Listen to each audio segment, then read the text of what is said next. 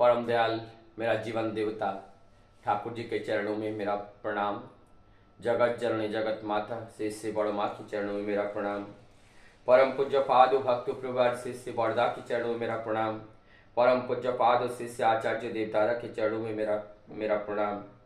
परम पूज्य पाद शिष्य अविंदा एवं ठाकुर परिवार के सभी के चरणों में मेरा प्रणाम। आज इस प्रभाती सत्संग में उपस्थित ठाकुर जी के पुत्र पांच धरे कर्मीगण, इष्ट प्राण दादा, माताएं और छोटे छोटे बच्चे सभी को यथावत स्थान पर मेरा आनंदित जय गुरु प्रणाम और ढेर सारा प्यार।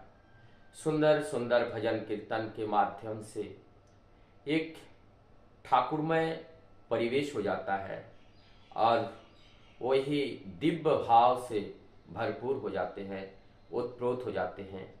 और आज का पावन दिन, आज का जो नवरात्रि का प्रथम आज उद्घोष हो रहा है, माँ का देवी का बोधन और सभी उस शक्ति का अर्जित करके हम सभी लोग शक्तिशाली बनेंगे और उस परम सत्य को जानने के पथ पर जो बाधाएं आते हैं वो सारी बाधाएं को समाप्त करके परम सत्य के साथ हम युक्त होंगे।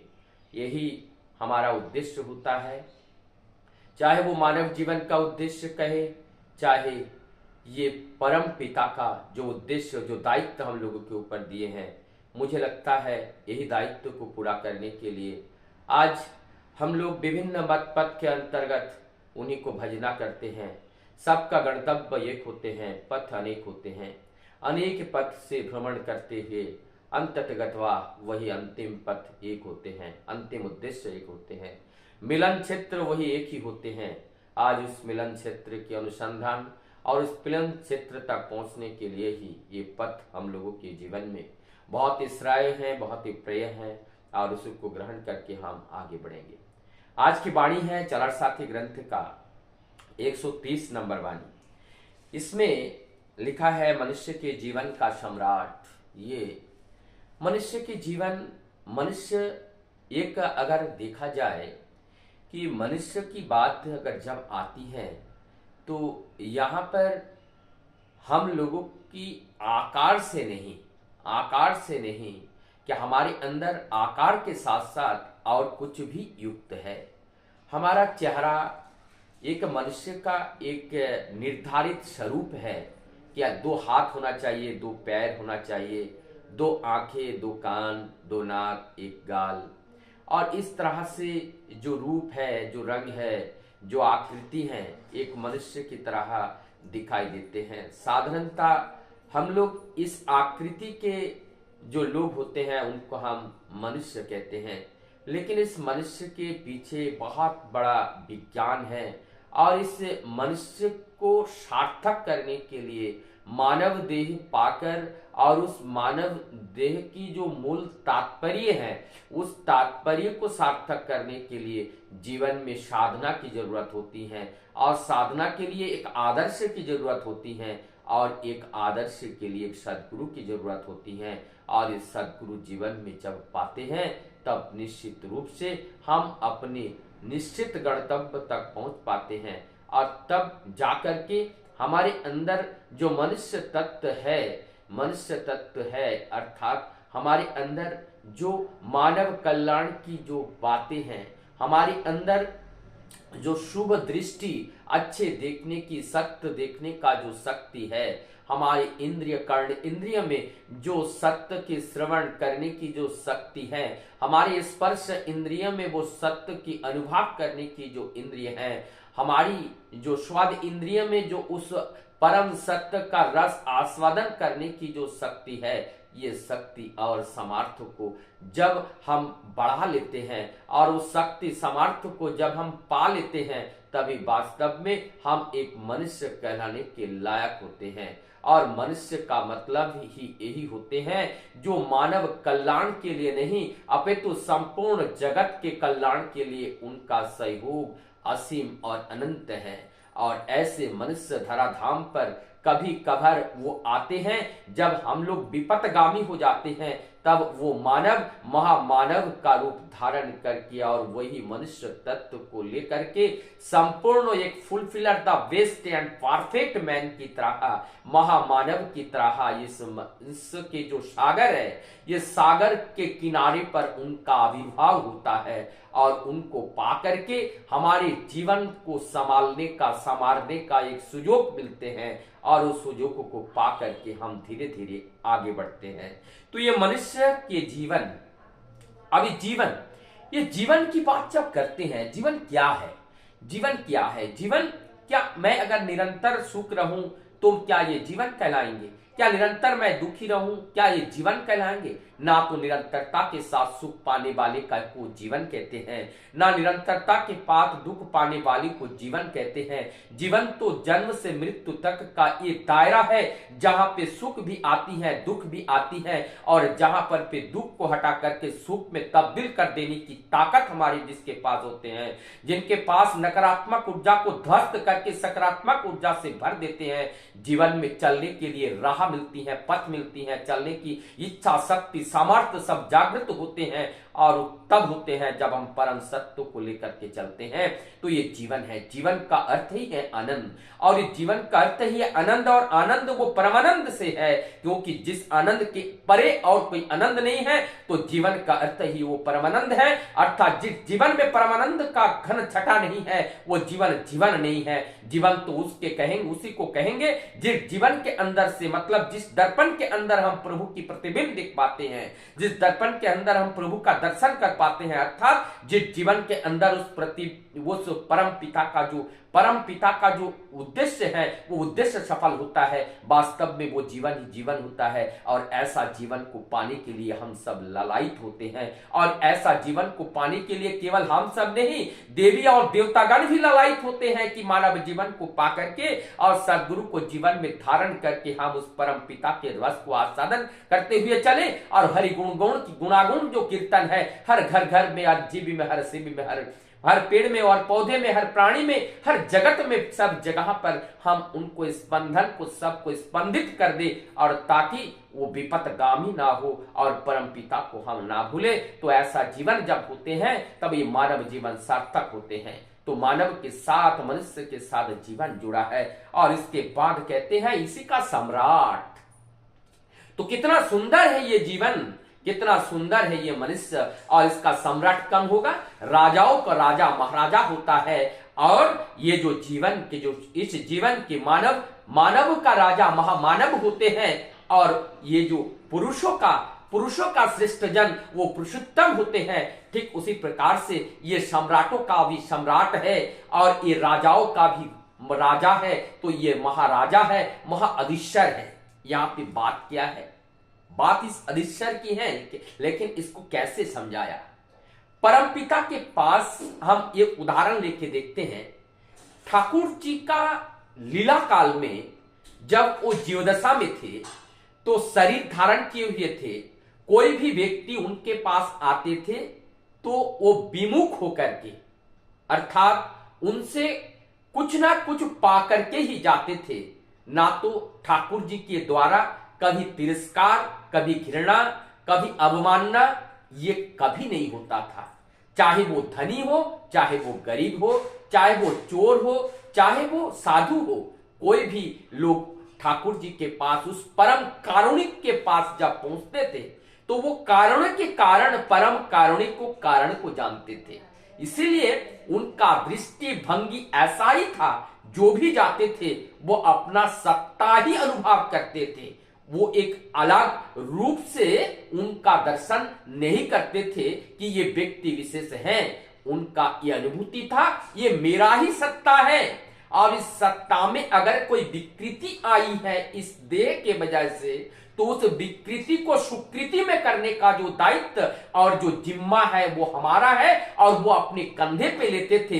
इसी बात पर जो डकायत थे, डाकू डाल करके अपने आप को बचाने के लिए परम पिता के पास आते हैं, और जो डिफेंस डिपार्टमेंट के लोग उनको पकड़ने के लिए आते हैं और ठाकुर जी से कहते हैं आप पकड़वा दीजिए, हमारे हाथ में दे दीजिए।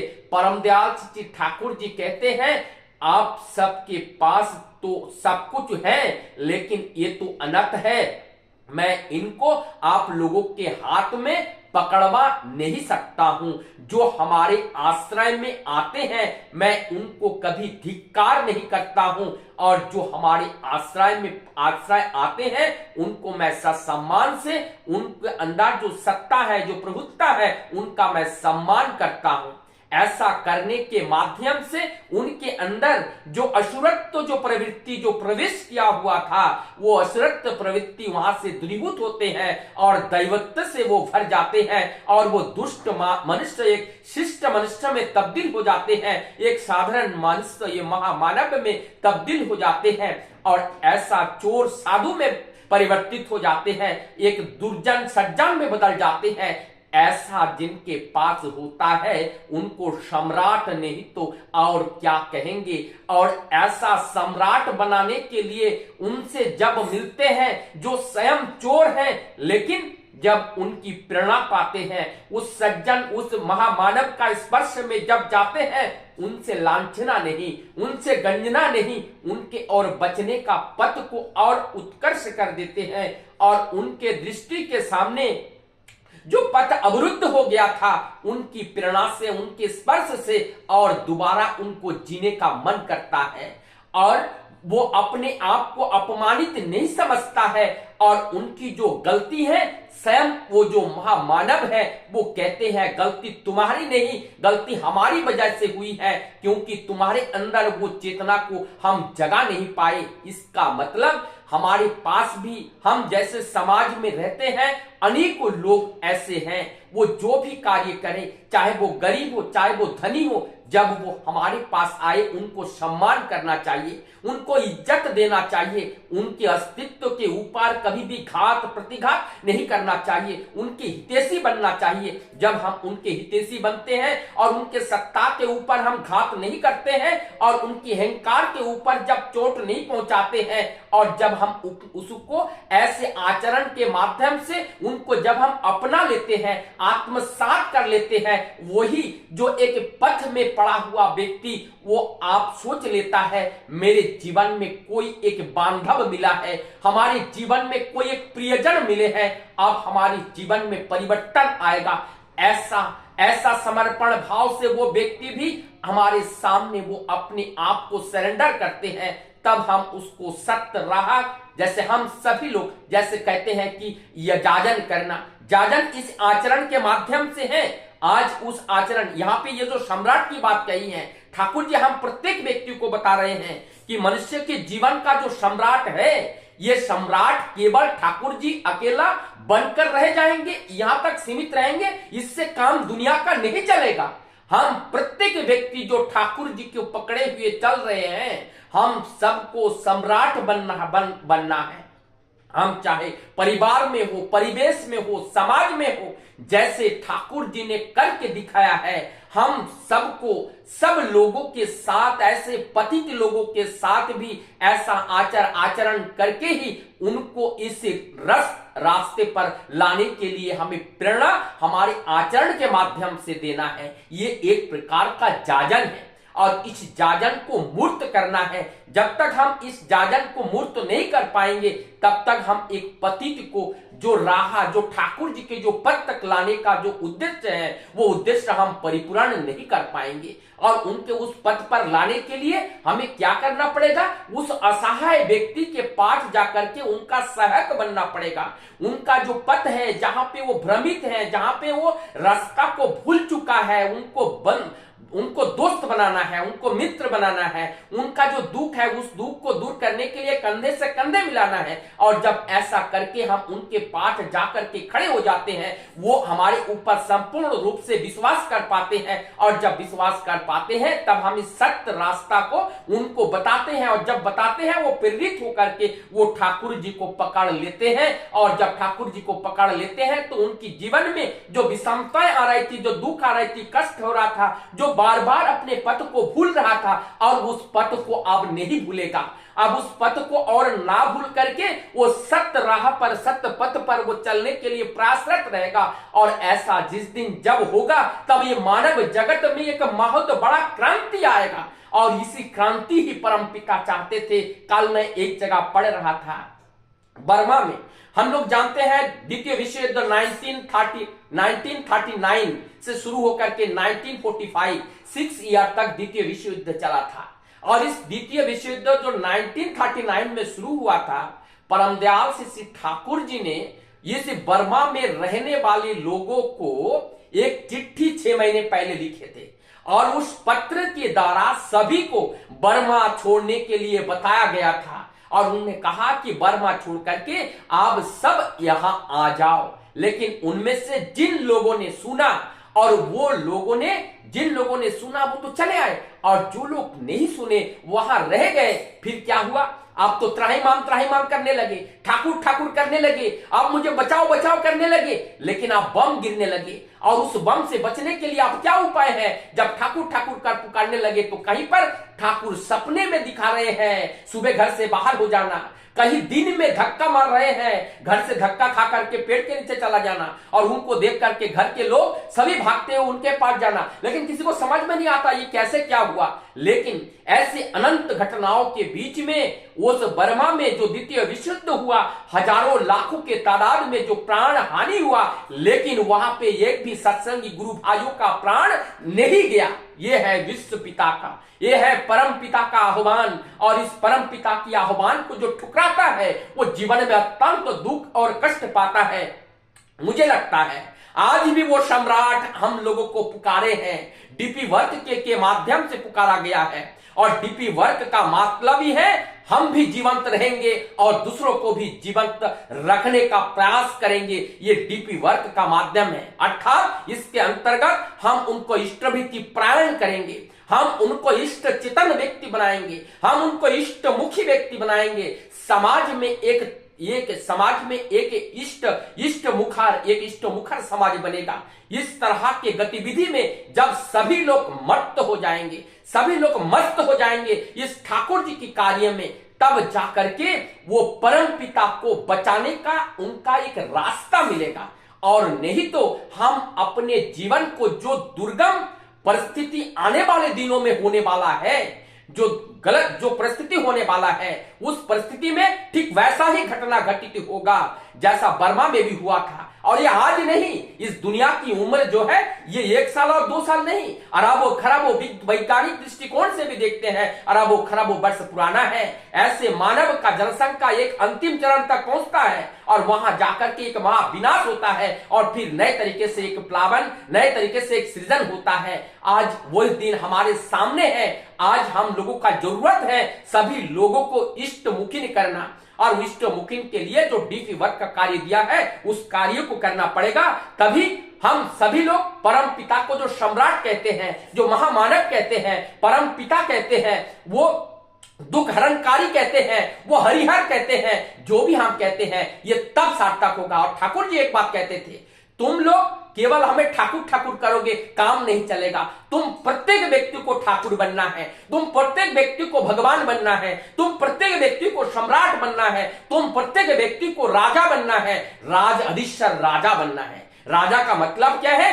परम सत्य की रक्षा कर जो पाते हैं, परम सत्य की रक्षा जो कर पाते हैं, अर्थात जो धार्मिक होते हैं, सत्य की रक्षा करने वाले होते हैं, वो तो राजा महाराजा से उनको संबोधित किया जाता है।